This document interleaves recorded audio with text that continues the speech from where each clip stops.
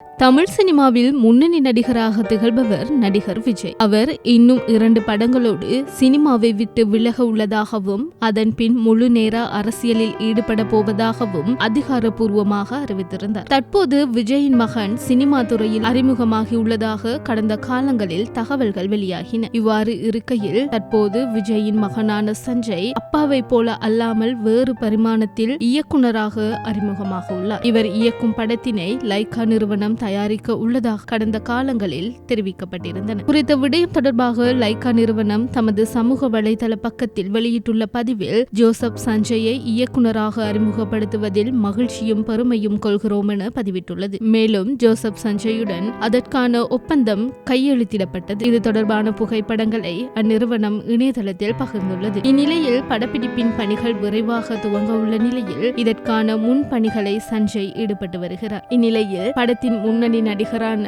சந்தீப் கிஷன் நடிக்க உள்ளதாக தகவல்கள் வெளியாகியுள்ளது. வாரணமாயிரம் திரைப்படத்தில் இயக்குனர் கௌதம் வாசுதேவன் மேனனிடம் உதவி இயக்குனராக பணியாற்றியவர் தமிழில் மாயவன் திரைப்படத்தின் மூலம் ஹீரோவாக அறிமுகமானார். இதனை அடுத்து கண்ணாடி, மைக்கேல், மாநகரம், நரகாசூரன், கேப்டன் மில்லர் உள்ளிட்ட படங்களில் நடித்திருக்கிறார். மேலும் தற்போது ராயன் திரைப்படத்தில் தனுஷுக்கு தம்பியாக நடித்ததும் அதில் வரும் வாட்டர் பாக்கெட் பாடல் மூலம் ரசிகர்கள் மத்தியில் மிகவும் கவனம் பெற்றதும் குறிப்பிடத்தக்கது.